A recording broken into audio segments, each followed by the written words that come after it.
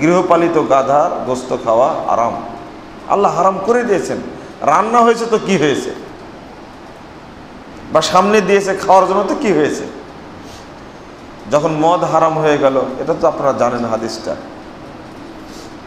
তখন সিরিয়ার আমদানি করা দামি মদ পরিবেশন করা হয়েছে। কেউ খেয়ে ফেলেছেন, কেউ খাবে। আব্দুর রহমান বিন আউফ রাদিয়াল্লাহু আনহুর বাড়িতে এটা। তো সাথে সাথে রাসূলুল্লাহ সাল্লাল্লাহু আলাইহি সাল্লামের ঘোষণা তারা শুনলেন। শোনার পরে আবু তালহা বলছে, আনাস তুমি এগুলো নাও, নিয়ে রাস্তায় ফেলে দিয়ে আসো, মানুষ যেন বুঝে যে মদ হারাম খাওয়া যাবে না। যে টাটকা গরম গাধার গোশ সাহাবীরা ফেলে দিলেন, আপনারা ফেলতে পারবেন? বিড়ি ছাড়তে পারেন না, ফেলবেন? 1 টাকা দামের বিড়ি, কতবার বলা হচ্ছে এত বড় খারাপ জিনিস যা শিয়াল কুকুর কিছুতেই খায় না, এত নোংরা নিকৃষ্ট জিনিস। এর পরেও হাদিস বলে দিচ্ছে আপনাদেরকে যে আল্লাহ ওয়াদা করেছেন, যারা মাদকদ্রব্য পান করবে, সেবন করবে যারা, ইন্নাল্লাহ আযজা ওয়া জাল আহিদা, আল্লাহ তাআলা অঙ্গীকার করেছেন, প্রতিজ্ঞা করেছেন, প্রতিশ্রুতি দিয়েছেন এই মর্মে, আইয়াসকিয়াহু মিন তিনাতুল খাবাল, ওকে তিনাতুল খাবাল খাওয়ানো হবে। কোন হাদিসে আসছে তিনাতুল খাবাল একটা সাগরের নাম। এই সাগরটা কিসের?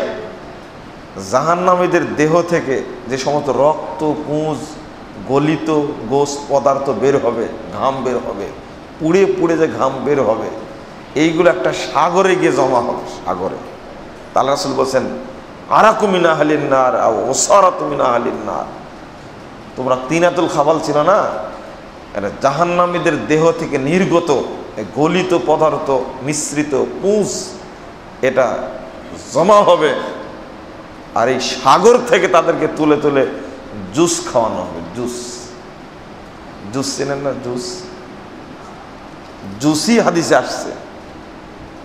জুসের আরবি শব্দ হলো আসির। আর আল্লাহ নবী বলছেন উসারাতু মিন আহলিন নার, সে ১৫০০ বছর আগে এই জুস মানে জাহান্নামীদের রক্ত, পুঁজ, ঘাম দ্বারা তৈরি মিশ্রিত পুঁজ, 12 জনের জুস, এই জুস খাওয়ানো হবে। এইটা শোনার পরেও যদি বিড়ি, তামাক, জর্দা, গুল, আলাপাতা, সিগারেট, মদ, গাঁজা, সুয়ানি, ফেঁচিটি, রাইয়া বা খায়, এই হাদিস শোনার পরে আপনারা নিজেই বলেন কত বেহায়া হলে এটা করতে পারে বলেন দেখি। আর বলছেন আপনারা যে না আমরাও গোশত ফেলে দিতে পারবো। 1 পিস ফেলে দেবেন কিনা সন্দেহ আছে। সাহাবীরা তো 1 পিস মুখে দেননি, আপনারা 1 পিস ফেলে দিবেন কিনা সন্দেহ আছে। রান্না যখন করেছি খায় আগে, তারপরে যা হয়, খেলেই যে ঈমান নষ্ট হয়ে যাবে ওই জিনিসটা মাথায় তো নাই। সাহাবীদের মাথায় ছিল আল্লাহ হারাম করেছেন, একে হালাল করার কোনো বুদ্ধি আর নাই। দুর্ভাগ্য আমাদের। তো আপনাদের অনুরোধ করব, সুন্নাত যেটা পাবেন এবং তাৎক্ষণিক আমল করা। তাৎক্ষণিক আমল করা বুঝেন? তাৎক্ষণিক আমল করলেন কিনা সাহাবীরা বলে তো দেখি। আপনি কয়টা হাদিস নেবেন? 1415 নম্বর হাদিস সহিহ বুখারীতে আসছে, যখন লাম্মা নাযালাত আয়াতুস সাদাকা, সাদাকার আয়াত যখন নাজিল হলো, তখন আব্দুর রহমান বিন আওফ রাদিয়াল্লাহু আনহু বলেছেন, আমাদের কাছে টাকা পয়সা কিচ্ছু নাই, আয়াত তো সাদাকার নাজিল হলো, তো কি করব?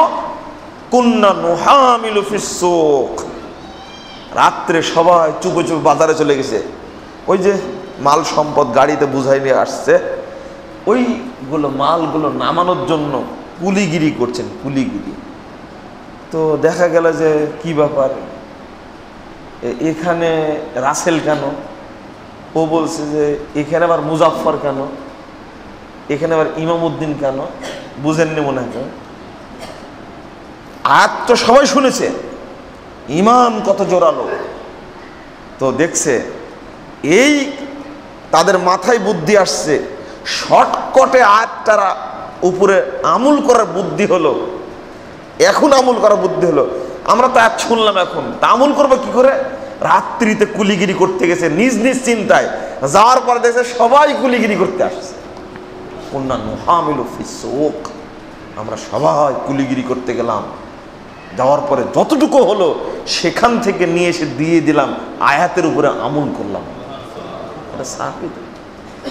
অথচ আমাদের গুরুত্বই নাই, আয়াতেরও গুরুত্ব নাই, হাদিসেরও গুরুত্ব নাই, শুধু শুনি আর বের করে দিই। আল্লাহ যেন আমাদের এগুলো থেকে হেফাজত করেন। আল্লাহ কেন পারে না সুন্নাতের মূল্যায়ন করতে? তার চারটা কারণ। কয়টা কারণ? চারটা। এক, বিশ্বাস করে না। কয়টা কারণ বললাম? চারটা। এক, এই কোরআনের আয়াতটার উপরে হাদিসটার প্রতি ঈমানই নাই। এক নম্বর কারণ। ঈমান নাই বলতে বুঝতে পারছেন কি? হাদিস শুনলাম, নবী বলেছেন তো, হুজুর বলেছেন, শেষ। আর এগুলো চেঁচামেচি করে এই হুজুরেরা, এখন করছে, ভবিষ্যতেও করবে, আগে তো করেই আসছে। মানে এই হাদিসটার প্রতি তার ঈমান এইরকম। এই কথাটা বুঝলেন কি আপনারা? এই হাদিসটার প্রতি, বাণীটার প্রতি তাদের ঈমানটা এরকম। অথচ হওয়ার দরকার ছিল কিরকম? আগে যেটা বললাম, আয়াত শোনা মাত্র আমল, হাদিস শোনা মাত্র কি আমল। এটা নাই। এই হাদিসটা শুনছে সে 60 বছর যাবৎ, বয়স এখন 85 বছর। 60 বছর যাবৎ শুনলেও এখন আমল করেনি। বয়স 40, 30 বছর, 25 বছর যাবৎ শুনছে, কিন্তু আমল করে না। কারণটা কি? ঈমান নাই। দুই, মাযহাবি বা দলীয় গোলামি।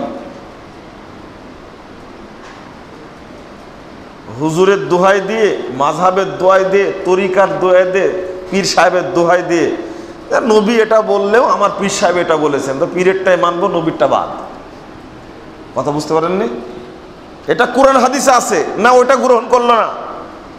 একটা সুন্নাত আমল না করার কারণে সাহাবীদের পদক্ষেপ যদি এইরকম হয়, যদি কেউ ফতোয়া দিয়ে দেয় যে যারা দাড়ি চাচ্ছে তার সাথে কথা না বলাই ভালো, এটা ভুল ফতোয়া হবে কি? বলেন তো, আমাকে বুঝান দেখি। যারা হাদিস জানার পরেও, যে সমস্ত বিড়িখোর এই হাদিস শোনার পরেও যদি আবার বিড়ি ধরায়, তার সাথে যদি কথা না বলে কোনো মুমিন ব্যক্তি, শুধু সুন্নাতের মূল্যায়ন করতে গিয়ে, তাহলে কি অন্যায় হবে? এটা যে না, কিসের অন্যায় এটা? ও হাদিসটা শুনলো, মানলো না কেন? সাহাবীদের পদক্ষেপ ছিল এরকম, এত কড়া পদক্ষেপ ছিল। অথচ হুজুর হুজুর হুজুর হাদিস পড়ায় উল্টা ব্যাখ্যা করছে। বুখারী পড়াচ্ছে, বুখারীর বিরুদ্ধে কথা বলছে। মুসলিম পড়াচ্ছে, সহিহ মুসলিমের বিরুদ্ধে কথা বলছে, মানে হাদিসের বিরুদ্ধে কথা বলছে। সহিহ বুখারীতে 5টি রফেলাদানের হাদিস আসছে। হুজুরেরা পড়ে কিভাবে, যেহেতু মাযহাবের রফেলাদান করা নাই, নবী করুক কেন, আল্লাহ যদি রফেলাদান করে, নাউজুবিল্লাহ, তবুও করবে না ওরা। কি জন্য? কি জন্য? মাযহাবে নাই তাই। আশ্চর্য। মাযহাবে নাই, করব না, অথচ নবী করেছেন। কারণ করব না কেন? নবী তো মূর্খ মানুষ ছিলেন, আর ইমাম সাহেব তো অনেক বড় শিক্ষিত মানুষ ছিলেন। আর এখনকার পীর সাহেবরা তো বেশি শিক্ষিত, নবীর চেয়ে অনেক জানে এরা, নাউজুবিল্লাহ। যার কারণে বলছে না, নবী যেটা বলে গেছেন গেছেন, আমার পীর সাহেব যেটা বলেছেন ওটাই সঠিক। ভাবখানা তো এইরকমই, দাপট কতটা দেখেন না। ইন্টারনেটে খুব দৌড়াদৌড়ি করে, একবারে নগ্ন হয়ে দৌড়াদৌড়ি করছে ইন্টারনেটে।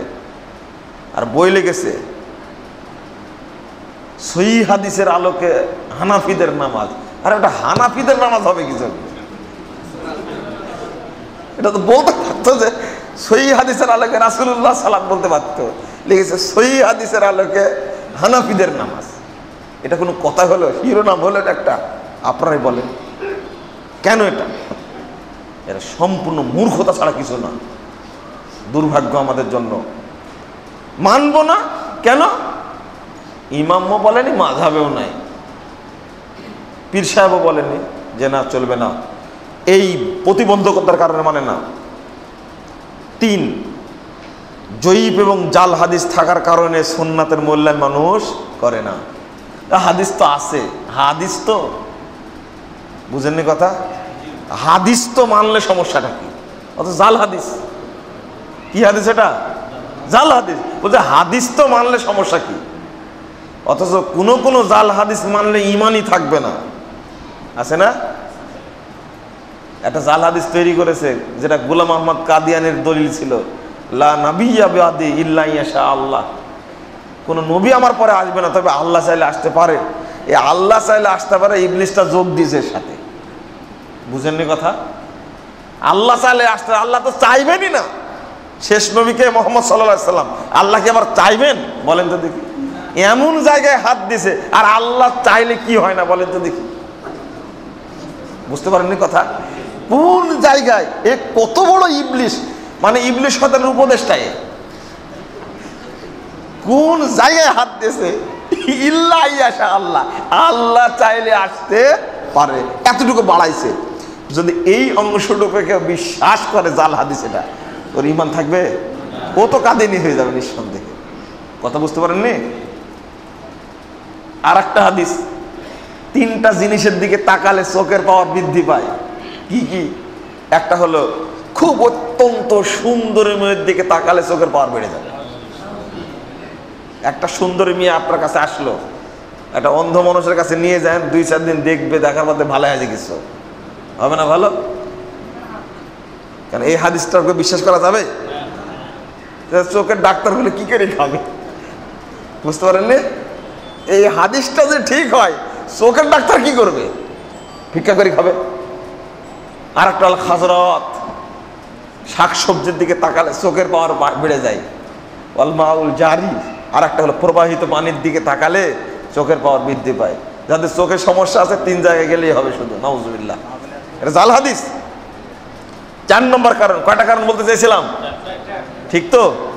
ভুলে গেছেন? কয়টা কারণ বলতেছিলাম? 4টা। কয়টা হলো? 1 নম্বর কি বললাম?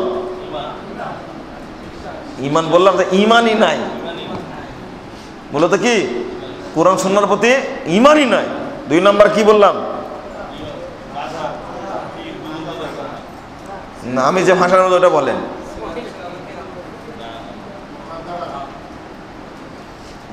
দলীয় গোলামি ও মাযহাবী গোলামি। কি? দলীয় গোলামি বলে সব চলে আসলো, পরে আবার মাযহাবী গোলামি বললে তাও ভুলে গেলেন আপনারা। 3 কি? জাল ও জয়ীফ হাদিস সমাজে এমন ভাবে ছড়িয়ে আছে, একবারে কিলবিল কিলবিল করছে জাল এবং জয়ীফ হাদিস। যেখানে হাত দেবেন সেখানে জাল এবং জয়ীফ হাদিস। ফখরুদ্দিন বলেছিল, কোথায় হাত দেব, যেখানে হাত দিই সেখানে বড় বড় ডাকা ডাকার দুর্নীতিবাজ। আর একটা, কোরআন এবং সহিহ হাদিসের ভুল অর্থ, অপব্যাখ্যা। কোরআনই পড়ছে, ব্যাখ্যা করছে উল্টা। কোরআন এবং সহিহ হাদিস বলছে, ব্যাখ্যা করছে কি উল্টা। এই 4টা মৌলিক কারণে মানুষ সুন্নাত মানতে পারে না। আপনাদের এগুলো থেকে অবশ্যই সচেতন থাকতে হবে বন্ধুরা আমার। এগুলো থেকে আপনাদেরকে আমি পরহেজ করার জন্য বলছি এবং সচেতন থাকার কথা বলছি।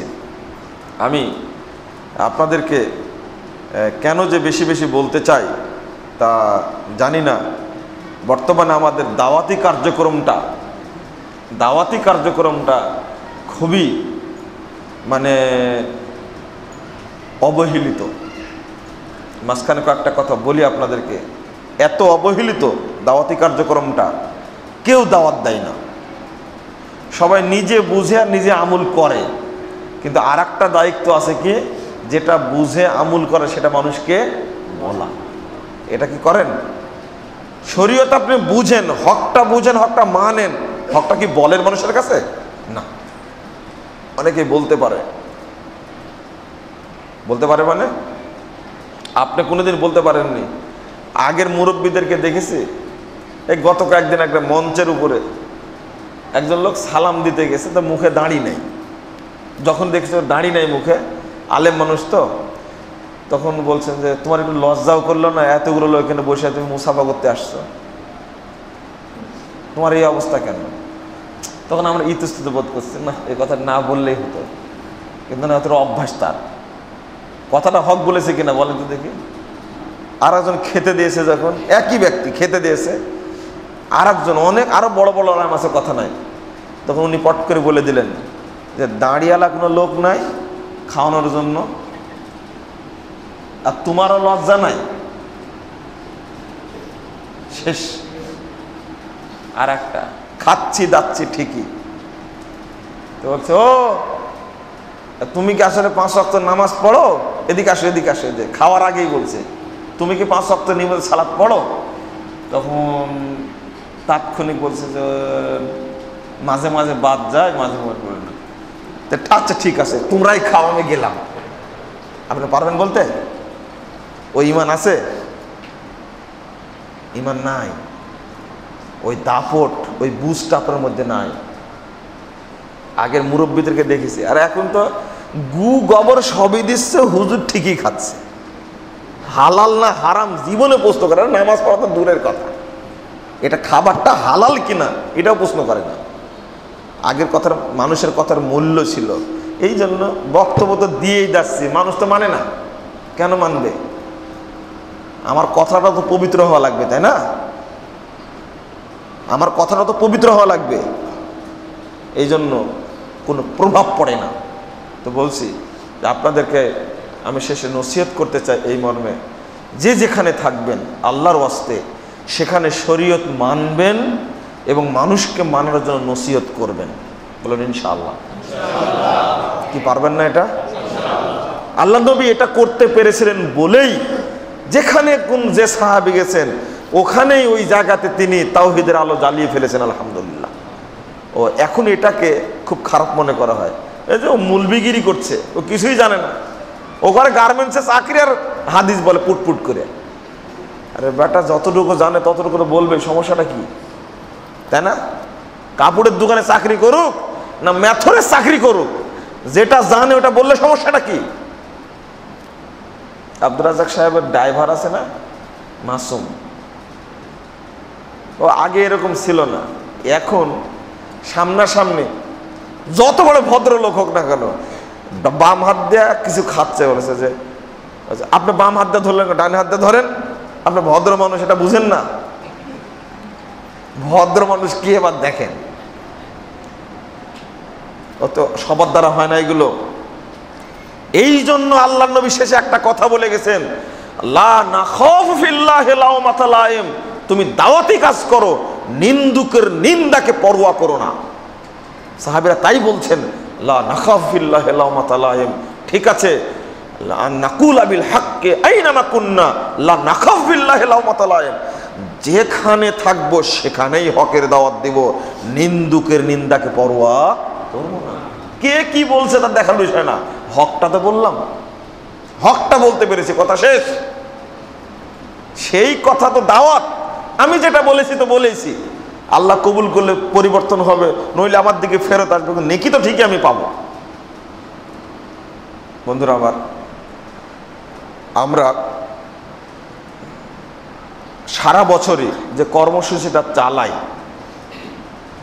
এটা কোনো প্রতিষ্ঠান ভিত্তিক না, এটা জাতীয় ভিত্তিক, গোটা দেশেই আন্তর্জাতিক পর্যায়ে যে কাজটা আমরা করতে চাচ্ছি বা করছি, আলহামদুলিল্লাহ এখন করছি, সেটা হলো আমরা প্রথম ভেবে দেখলাম যে সালাতের নিউজটা মানুষের কাছে সঠিকভাবে দেওয়া যায় কি করে। তো জাল হাদিসের কবল রাসূলুল্লাহ সালাত বইটা অনেক বড়, দাম তো আপনারা কিনতে গেলে মনে হয় 100 টাকা নেয় না, 120 টাকা নেয়, সম্ভবত 130 টাকা, আমি ভুলেই গেছি মূল্য কত তা জানি না। তো পরে ভেবে চিনতে বইটা করলাম এক নজরে অজু ও সালাত, অনেকের কাছে পেয়েছেন মনে হয়। এই বইটা প্রিন্ট করে বিনামূল্যে বিতরণ করা শুরু করলাম। তো ইতিমধ্যেই 10,000 কপি প্রিন্ট করাতে টাকা লাগে মাত্র 40 থেকে 45 হাজার টাকা। 40-45 হাজার টাকায় 10,000 কপি বিতরণ করা যায়, আলহামদুলিল্লাহ। এটা তো ভাবাই যায় না, 10,000 কি বুঝতে পারছেন? 10,000 কিন্তু। তো এটা তো একটা যখন ভালো ফলাফল পাওয়া গেল, ইতিমধ্যেই গত একটা বছরে আমরা 2,20,000 কপি এটা প্রিন্ট করে ফেলেছে আলহামদুলিল্লাহ। তো অন্তত কিছু মানুষের কাছে তো গেছে। তারপরে যখন রমাজান আসলো, এইটা দেখে উৎসাহিত হয়ে একজন ভাই বললেন, ওইটা দেখে উৎসাহিত করে পরামর্শ দিয়েছিলেন একজন ভাই আর একজন মহিলা, এইটা করেন, ছাপানোর টাকাটা আমি দিব। তো মহিলাটা শুরু করেছিলেন আলহামদুলিল্লাহ। আজকে যে এই যে লাখ লাখ কপি ছাপানো হয়েছে, বলেন তো প্রত্যেকটা নেকি মহিলা পাবে না? নিঃসন্দেহে পাবে। এটাই হলো নেকির নিয়ম। তো আর একজন ভাই দেখে বললেন যে আমি একটু পরামর্শ দিচ্ছি, আপনি এক নজরে সিয়াম ও রমাজান বের করেন। তো গত রমাজানে আলহামদুলিল্লাহ এই বইটা বেরিয়ে আসলো। এই বইটা 80,000 কপি প্রিন্ট হয়েছে আলহামদুলিল্লাহ। এত তো 1 মাস কেন্দ্রিক ওই একই। তো এটা যে এত কাজ হয়, এইভাবে বুকে ধরে নিয়ে মানুষ বলে যে এটা আমার ছোট বাচ্চা, আমার সন্তানের মতো মনে হয়। মানে এক কথায় সবগুলো পাওয়া যায় এক জায়গায়, যার কারণে মানুষ খুব আনন্দিত আলহামদুলিল্লাহ। হাজিদের জন্য, আল্লাহর মেহমানদের জন্য এটা বিনামূল্যে বিতরণ। এক নজরে হজ ও উমরা। তবে পৃষ্ঠা একটু বেশি, মনে হয় 64 পৃষ্ঠা কি 72 পৃষ্ঠা হবে, আমি ভুলে গেছি। তো এটা খরচ হয় 10,000 কপিতে প্রায় 65,000 টাকার মতো, আপনার 70,000 টাকার মতো খরচ হয়। তো আলহামদুলিল্লাহ, যিনি হজ করে আসছেন তিনি পড়ে অনেকেই আমাকে বলেছেন হজ আমাকে আবার করতে হবে। হজ্জের বইগুলো দেখবেন অধিকাংশ শুধু গদ লেখা আছে, গদ, রেফারেন্স নাই, দেখছেন কি?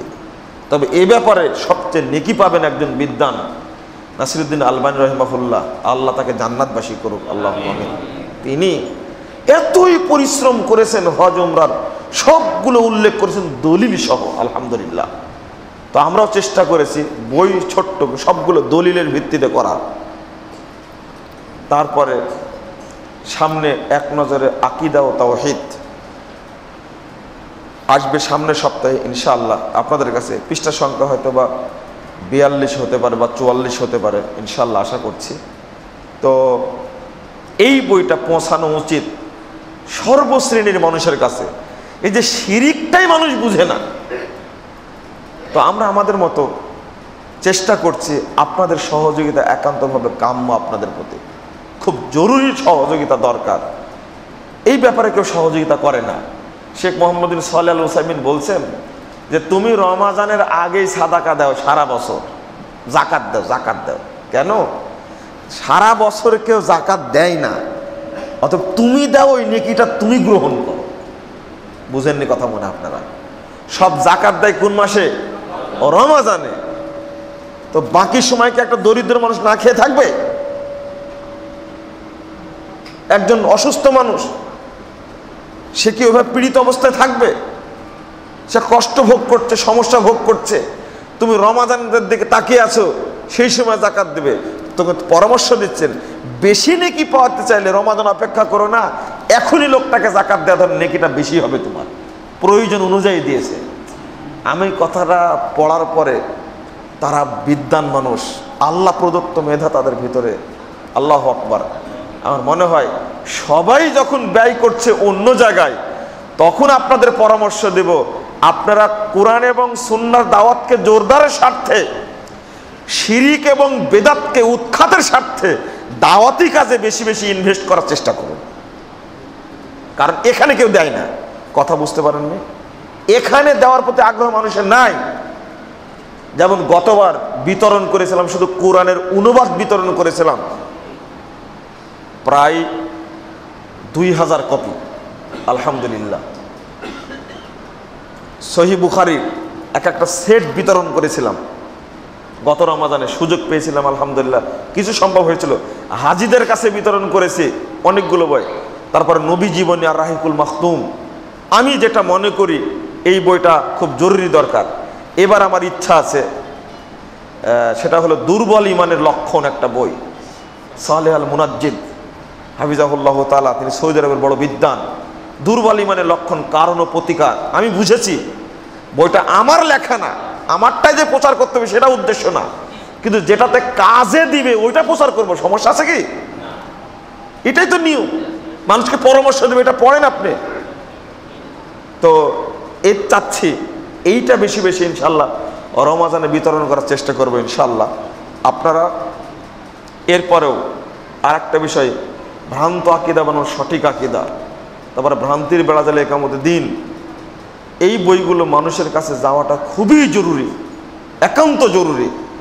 দাওয়াতটাই যদি পৌঁছাতে না পারি, ওই জন্য বারবার বলতে ইচ্ছা করে কিন্তু বলি না, যে জেলখানায় বদ্ধ প্রখ্যাত মুফাসসির কোরআন তিনি আমাকে বলেছিলেন, চিঠিতে লিখেছেন একটা কথা, যে আমি ব্যবসায়ী এবং বিত্তবান ভাইদের প্রতি বিনীত আহ্বান জানাচ্ছি, জাল হাদিসের কবলে রাসূলুল্লাহ সাল্লাল্লাহু আলাইহি বইটি লক্ষ লক্ষ কপি ছাপিয়ে বাংলাদেশের প্রত্যেকটি মানুষের ঘরে ঘরে পৌঁছে দেওয়ার চেষ্টা করুন। লেখা আছে তার চিঠিতে এই কথাটা। তো এই কথাটাও যদি কেউ গুরুত্ব দান করে, তাহলেও তো মানুষ কিছু বই ছাপা বিতরণ করতে পারে। কারণ এই বুঝটা তিনি বুঝেছেন, আর আমরাও বুঝি আলহামদুলিল্লাহ। এইটা কেমন কাজ করছে সমাজের বুকে, কাজ করে না? আপনারা তো বুঝেন কিছুটা, তাই না? সব বই হলো দুই ধারার। যারা মাযহাবের লেখক তারা মাযহাব নিয়ে লিখেছেন, ওখানে সহিহ হাদিসের গোষ্ঠী নাই।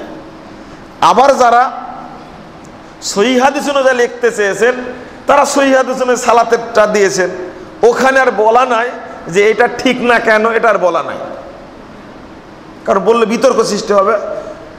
আর জাল হাদিসের কবলে রাসূলুল্লাহ সাল্লাল্লাহু আলাইহি মধ্যে যেটা উল্লেখ করা আছে, এটা সঠিক আর এটা ব্যাঠিক, আপনি দেখে নেন। এবার এই যে আজকে একজন ব্যক্তি ফোন দিল আপনার এখানে আসার পথে, ফোন দিয়ে বলছেন, সম্ভবত কিশোরগঞ্জ থেকে ফোন দিল, কিশোরগঞ্জ থেকে ফোন দিয়ে বলছেন যেটা আপনি কি লিখেছেন, যারা এই দেশে আহলে হাদিস তাদেরটাই সঠিক লিখছেন, আবার যারা হানাফি তাদেরটা বেঠিক লিখছেন। আমি বলেছি এই কথা বইয়ের কোনো জায়গায় আছে? বলছে না, এটা আমার বিশ্লেষণ। এটা আপনি বিশ্লেষণ করতে গেলেন কেন? আহলে হাদিসেরা তো মুনাজাত করে, আমি কি মুনাজাতকে জায়েজ বলেছি? বেদাত বলেছি এটা। তো বলছে হ্যাঁ হ্যাঁ ঠিকই আছে, ঠিকই আছে। ওর উল্টা বুঝেছে আবারও। তো যাক, আলহামদুলিল্লাহ, আপনাদের প্রতি আমার একান্ত অনুরোধ থাকবে, আমি সবার প্রতি অনুরোধ করছি, বিশ্বে যে যেখানে আছে সেখানকার মানুষ যেন তারা সেখান থেকে, আপনি কি ভাবতে পারেন একজন ভাই আমেরিকা, যিনি এক নজরে ওযু সালাত 5000 কপি বাংলাদেশ থেকে টেনে আমেরিকা নিয়ে চলে গেছেন, কি বুঝলেন আপনি বলেন তো দেখি? এই বইটা ইংরেজিতে বের হলো, জাল হাদিসের কবল রাসূলুল্লাহ সাল্লাল্লাহু আলাইহি, ইংরেজি প্রিন্ট। কেউ নিয়ে যাচ্ছে 20 কপি, কেউ নিয়ে যাচ্ছে 30 কপি, কেউ অস্ট্রেলিয়া নিয়ে যাচ্ছে, কেউ কানাডায় নিয়ে যাচ্ছে, কেউ আমেরিকা, কেউ লন্ডনে নিয়ে যাচ্ছে। এটা নিঃসন্দেহে দাওয়াতের একটা বড় মানে ভালো অবস্থা। আলহামদুলিল্লাহ, আলহামদুলিল্লাহ। তো আপনাদের কাছে আমার বলা শেষ, সামনে রমাজান মাস আসছে, আপনারা নিজে নিজে নিয়ে যদি এটাও পারেন যে আমি নিজে 10,000 কপি ছাপেনে নিজে বিতরণ করবো, করেন আপনারা। কথা বুঝতে পারেননি? পাঠা দেন আপনি বরিশালে, পাঠা দেন আপনি সিলেটে, পাঠা দেন আপনি চিটাগাঙ্গে, জেলাগুলো আছে না? বান্দরবন একটা জেলা আছে, জানেন না? রাঙ্গামাটি একটা জেলা আছে, খাগড়াছড়ি একটা জেলা আছে, কক্সবাজার একটা জেলা আছে, শুনেছেন নামগুলো? কে দাওয়াত দিবে ওখানে? দাওয়াত কে দিবে? শুধু ঢাকা ভিত্তিক দাওয়াত দিলে মুক্তি পাওয়া যাবে? কে পৌঁছাবে সেগুলো সেখানে? কেউ চিন্তা করে না, ভাবেও না একটুকু। মৌলভীবাজার একটা জেলা আছে না, হবিগঞ্জ একটা জেলা আছে, কে দাওয়াত দেবে এখানে? আপনার দাওয়াত দেওয়ার দরকার নেই এখানে। বরিশাল জেলাগুলো, পিরোজপুর জেলা আছে না একটা, ফরিদপুর আছে না, মাদারীপুর আছে, ঝালুকাঠি আছে, ভোলা আছে, তারপরে কি কি সব জেলা আছে, যে জেলাগুলোর নাম অনেক মানুষ শুনেইনি। পটুয়াখালী একটা জেলা আছে নাকি? আছে না? পটুয়াখালীর এক মানুষ সেখান থেকে বারবার ফোন দিয়ে আমাকে বলছে কিছু বই পাঠান। আমি আনন্দের সাথে 500 কপি করে বই পাঠাই দিলাম। আলহামদুলিল্লাহ, উনি পেয়ে আর সন্তুষ্ট। পটুয়াখালী শহরে, আমি শহরের মধ্যে মসজিদে মসজিদে বিতরণ করে দিয়েছি আলহামদুলিল্লাহ। ফেনীর একজন মানুষ, তিনি বলছে ভাই কিছু বই পাঠান। তো যারা এই দাওয়াতি কাজের ক্ষেত্রে মানে সহযোগিতা করছেন, বলেন তো কত নেকি হবে বলেন তো একটু? আল্লাহ নবী মুহাম্মদ সাল্লাল্লাহু আলাইহি সাল্লাম বলছেন আলী রাদিয়াল্লাহু আনহুকে, ওয়াল্লাহি লা আইয়াহদি আল্লাহু বিকা রাজুলান ওয়াহিদা খায়রুল লাকা মিন হুমুরিন নাম। আলী, তোমাকে আমি ইয়ামানে পাঠাচ্ছি, তোমার কথা দ্বারা যদি একজন মানুষ হেদায়েত পায়, সংশোধন যদি হয়, আল্লাহর কসম করে বলেছে, অসংখ্য লাল উট দান করলে যে নেকি হবে তোমার আমলনামায় সেই নেকি লিপিবদ্ধ করা হবে। অসংখ্য লাল উট বুঝেন? আরে 5টা উট হলেই তো একটা মসজিদ তৈরি করা যায়। 5 লাখ টাকা করে দাম বলেন, তাহলে কয় লাখ টাকা হলো? হ্যাঁ, লাল উট সৌদি আরবে থাকেন, বলেন তো লাল উটের দাম কত? একটা লাল উটের দাম কত? আরো লাখ 5 হবে বাংলাদেশি টাকা, অন্তত 4 লাখই হলো। তো 4-5 20 লাখ টাকা একটা মসজিদ দিতে হয়। তো একটা লোক হেদায়েত পাওয়ার কারণে সংশোধন হয়, তাহলে কত নেকি হয় বললেন? অসংখ্য লাল উট আল্লাহর রাস্তায় দান করলে যে নেকি হবে সেই নেকি হবে।